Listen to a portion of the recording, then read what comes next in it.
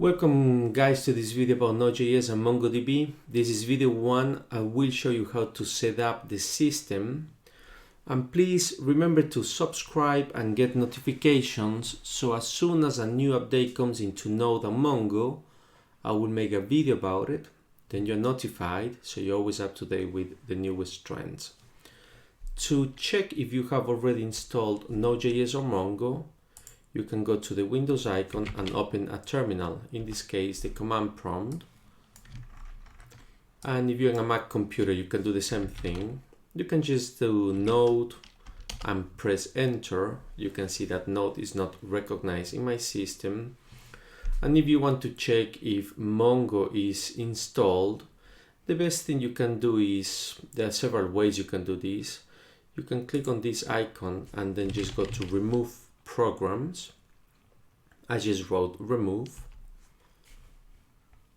and this will open the list of programs that I have in my computer. So I will select Mongo by typing it, and you can see that Mongo is not installed in my computer. This is another way to check for Mongo. And you can also do the following. You can go to the taskbar, right click and click on this taskbar option. Go to services and now click somewhere, just one click, and then press the letter M for Mongo, and you can see that Mongo is not running in my computer as a service. Obviously not, because it's not installed. So let's go ahead and download the necessary software. In Google I will just search for NODEJS. The website is called nodejes.org. Select the long-time support. Do not select the current version because that's for developers only, and when you are testing the system, click on it. This will pop up, and then just go ahead and download and install. I will pause the video until this finishes downloading. Alright guys, so this is what I get out after clicking on the icon that was downloading. I will install it with you. I will say next. Check. Obviously, leave the path as the default path. Do not touch any of these. This is really important, the add to path. This add to path will allow us to just do node afterwards. So leave it as it is for now. Now let's go and click next. I did click on this before. Do not tick on it. Do not check it. I don't really know. It did a lot of stuff on my computer. It installed a ton of things, Visual Studio Code, and it did way too many things. Do not check that unless you know what you're going to do with this software package that comes with it. So we just say next, install. Now you will be prompted to the installation process. Say yes, and it's going to take a few seconds to install. So the installation has finished, and then we can just click on the finish button. Now in the command prompt, let's try to do node again, and then as soon as you do node and press enter, you can see that now you are in this terminal with node, and then you can just do whatever you want that you will usually do with JavaScript. So you can do 1 + 1, and then you get the result 2. So node has been successfully installed in my machine. If for any reason this node is not running for you, I suggest that you open a new command prompt, a new terminal, just in case that you had some issues, and then you just do node. And you can do, in this case, -- version if you want, and then you can see that I'm using version 12.16.1. Now let's go ahead and do the same thing for Mongo. So I'm going to search for MongoDB. And over here we are going to just go to, do not select this add because it takes you to Mongo Atlas. Just select mongodb.com. And over here we're going to go to software, and we're going to download the community server. I'm going to select my OS, which is Windows x64. Most of you will have this, some of you will have Macs, and then I will select the current version 4.2.4. Let's leave it at the as MSI, so it will download and install all the required software for me automatically. So I will click on download, and this pops up. Now it's downloading. I will click on this icon, and this will take me to the installation process of Mongo. So this is going to prepare to install, and then I get this window out. We say next. We check that agreement. Let's leave it as a complete. Do not select custom. We're not going to do that. We just say complete everything. And we are going to let this install MongoDB as a service, yes. Make sure that this is checked. That means that every time you restart your computer, MongoDB will be running, so you don't have to run it manually. And the rest will stay as it is. I will not touch any of these. Pay attention that I'm installing this on the program files, MongoDB server 4.2. So that is what I'm going to try to remember. Next. Do you want to install Mongo Compass? Mongo Compass is the GUI, the user interface that will allow us to interact with the database if needed. So we can see the collections, the documents, and we can execute queries against Mongo as well. So let's install it. Next, and then I will go ahead and install. All right, so I was prompted with a window in which I had to click on yes. I did not record that, but you will see that it's just a regular installation window that allows you to just give access rights to the computer to install the software. I click on yes on that window. After the installation process has been completed, I get this window that allows me to finish. And the window that you guys see here, it opened automatically in my computer. So if it didn't happen with you, it doesn't really matter. I will show you how to get this open in a second. For now, let's just click on finish. So Mongo has been successfully installed.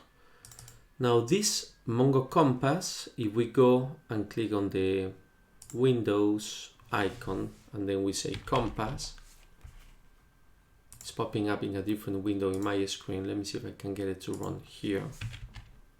Compass.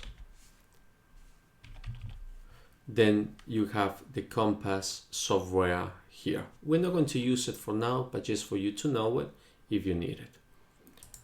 All right, so we have installed Mongo. We can close it. We have installed Node.js. We can also close that. We have checked if Node was installed, and it is, and now we need to check if Mongo is running. So let's go to the task manager and let's see what we have here. I'm not sure if it's running already in my computer, but yeah, it is. I just found MongoDB and it's running as a server.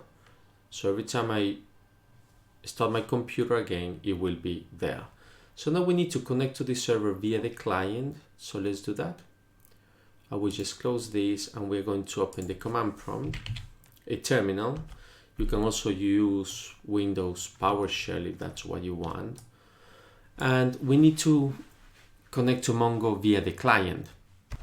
The client in this case is going to be the prompt that I'm using this terminal, but it could be Node.js or PHP or Python. So for the sake of simplicity, we just use the command prompt to see if everything is running. If you just do Mongo, you're not going to see anything in it because that's not a recognized command.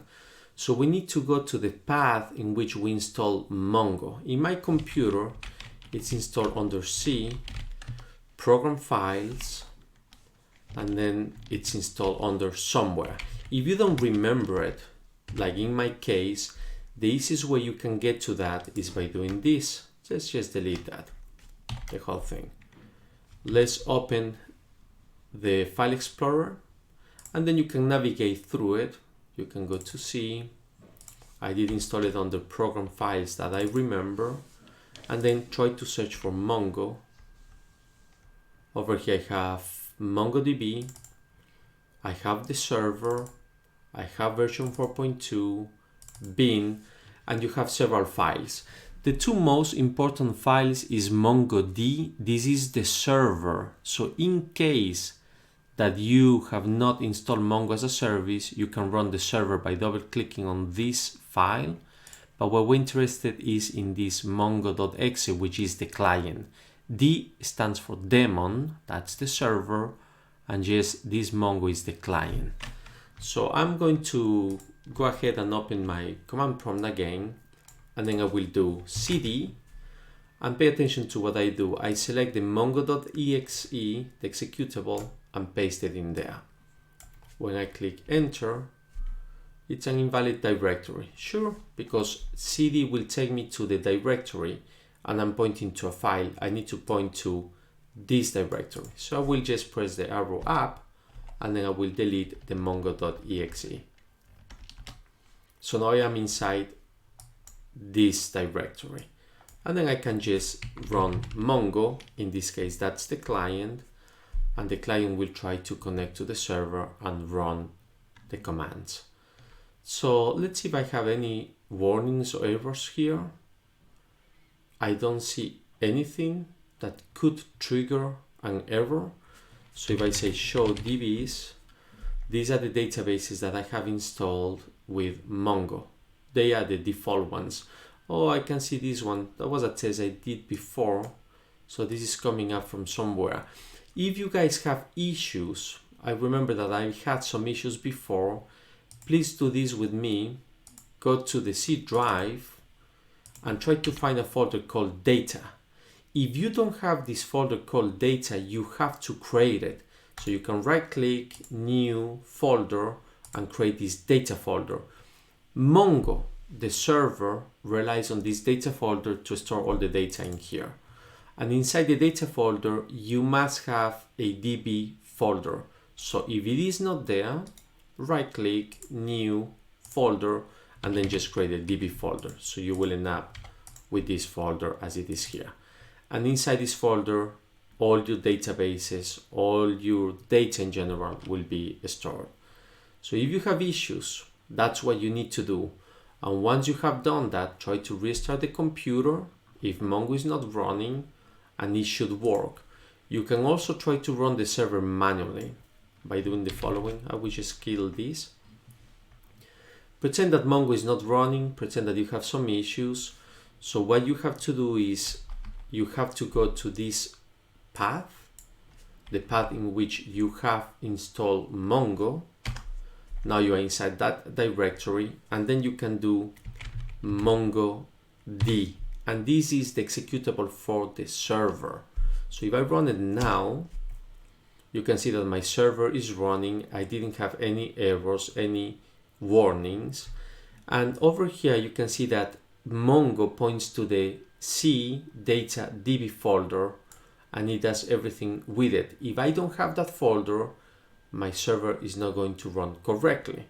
So now you know, go ahead, create the C data DB folders. This is one folder and that's another folder, and then you can run the command inside your path called MongoD, and the server will be running. But now we need a client, so I just say Mongo, the client is running, and then I say show DBs. Don't mind that database, it's an old one. It was a test before I made the video. So let's create a new database. To do that, you just say use, and then you give a name to the database. Let's do company 2. Click enter, hit enter, and then you do DB again, and DB just tells you which database you're using, in this case company 2. Now Mongo doesn't care about columns, it doesn't have columns, it's just collections and basically documents inside the collection.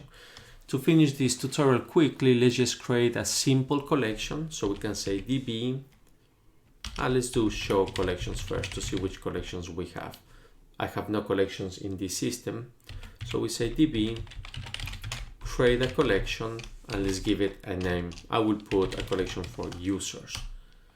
You hit enter, and then it says okay. That means that you have collections. Press the arrow up, and then you can see that I have the collection users.